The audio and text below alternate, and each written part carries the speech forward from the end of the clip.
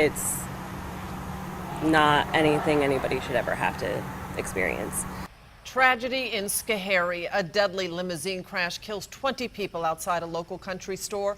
All 18 people in the limo, including the driver, were killed, along with 2 pedestrians. Now, the Apple Barrel store in Schoharie sits at the bottom of a hill on Route 30. Investigators say the limo drove fast down the hill, then ran the stop sign, crashing into a vacant car and the 2 bystanders.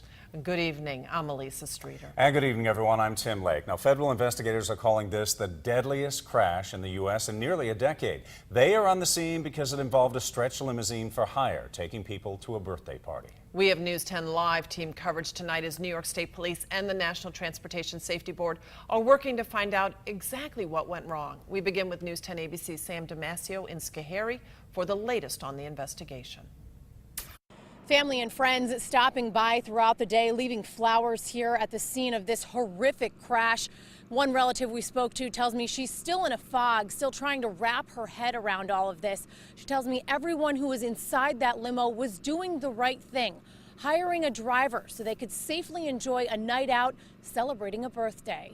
State police wouldn't say where the limo was coming from or heading to, but they tell us as it approached the intersection of routes 30 and 30A, it blew right through the stop sign. The 2001 Ford Excursion limousine struck an unoccupied SUV in the parking lot of the Apple Barrel Country Store. That SUV then struck and killed 2 pedestrians standing nearby. The limo continued on into a small ravine where it came to an abrupt halt, striking an embankment and several trees. All 18 people inside, including the driver, were killed. In total, 20 fatalities. This is the most deadly transportation accident in this country since February of 2009. National Transportation Safety Board Chairman Robert Sumwalt says they put boots on the ground early this morning and say they'll be here for several days to thoroughly document the scene. We will not be determining the cause of the crash while we are on scene. That will come at a later date. Nor will we be speculating on any cause of the crash. State police say under New York law, only the driver and front seat passenger are required to wear seatbelts in limousines. The identities of the victims are not being released until autopsies are complete and all family is notified.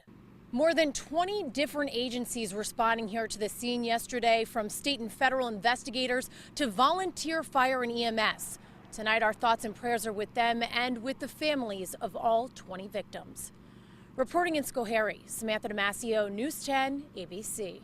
All right, Samantha, thank you. Well, also tonight, we are starting to learn more about the victims in the crash. So many broken hearts tonight, and News 10's Jamie DeLine talked with a woman who has lost several family members in this tragedy. Jamie is live at Schoharie as well tonight. Jamie. It's been an emotional weekend here in Schoharie County. Many people tonight remembering those who lost their lives in the limousine crash. Like my brother said, he lost most of his family. Barbara Douglas says on Saturday, her brother called to tell her that 4 of her nieces and their husbands had died in the accident, which happened near the Apple Barrel Cafe. Beautiful girls physically and beautiful inside, and they were full of life, and they weren't that old, and they had their whole life ahead of them. She says together they leave behind 3 children. One had 2 and the other one, and one of them had 1. One wasn't married and the other one just got married June 30th. Douglas says her nieces were out celebrating a surprise 30th birthday party. They were special girls. Special. And our hearts go out to all of those who have been affected by this tragedy, and we will continue to follow this story. Reporting in Schoharie, I'm Jamie DeLine, News 10 ABC. Back to you guys. Thank you so much, Jamie. Well, we are beginning to learn some of the names of the victims from family members we have spoken to. Newlyweds Aaron Vertucci and Shane McGowan are said to be among those who died in the wreck. Their wedding photo was posted on theknot.com saying they were married in June. The website also wrote a note of condolence to their friends and family. At least 2 GoFundMe pages have begun for victims as well. State police have set up a dedicated phone line to assist family members of the victims. If you're related to one of the victims of this tragic crash, Please call the number you see on your screen. Also, one of the crash victims was an employee for the Greater Amsterdam School District. The district has not released the name of the person, but says their thoughts and prayers are with the families who have been impacted by this crash. And Red Cross and state police have arranged an area now at the Lynch Literacy Academy in Amsterdam for grief counseling. Everyone has gone home for the night, but they will be back tomorrow from 9 a.m. to 3 p.m. They will also be on hand Tuesday when students return from Columbus Day weekend. And the Academy will be holding a candlelight vigil tomorrow night for the families of the victims. The vigil will start at 7 p.m. It'll be at the Mohawk Valley Gateway Overlook in Amsterdam. Already tonight, hundreds of people on Facebook are saying they do plan to attend. Elisa. And the Apple Barrel Country Store and Cafe responding to the crash on Facebook, posting, quote, "Our hearts grieve for the victims' families, our customers who tried to help, and our staff who did everything they could to comfort. Our hearts and prayers go out to everyone that was affected by the events of today. You will always be part of our family." The owners of Apple Barrel say they will be holding a vigil for the victims this Tuesday at 6 p.m. at the store. And the store also thanking first responders. They are collecting donations on their Facebook page for local volunteer emergency services who assisted with the response. They've already raised more than $1,700 for Schoharie Wright ambulance services. New York Senator Chuck Schumer also responding to this accident, tweeting, quote, "Heartbroken to learn of the terrible accident in Schoharie. May God bless the families who lost loved ones, as well as my dear friends from Schoharie Emergency Service Agencies who responded." Governor Cuomo releasing a statement on the tragedy this morning saying, quote, "I have directed state agencies to provide every resource necessary to aid in this investigation and determine what led to this tragedy. I join all New Yorkers in mourning these deaths and share in the unspeakable sorrow experienced by their families and loved ones during this extremely difficult time." Now, as agencies continue to investigate what may have caused this horrific crash, locals say this intersection has been a problem for years. Now, you can see where 30A and 30 merge. The limo was coming down 30, went right through the stop sign, and ended up right there, the Apple Barrel parking lot. News 10's Justina Latimer spoke with locals who say they've been concerned about this intersection for years. Broken car parts still left on scene following a deadly incident on Route 30A. Heading into this ditch here, you can still see tire marks from where the accident happened. Purple and pink flowers placed on scene in memory of the ones who lost their lives during the horrific crash in Schoharie. It's not anything anybody should ever have to experience. Jessica Kirby's family has owned the Apple Barrel Country Store for over 30 years. She says in all of those years, she has seen plenty of accidents, but none like this one that occurred just feet away from her business. The intersection used to be different before, and there were accidents before, but never anything like what's happened in the last few years, and especially yesterday.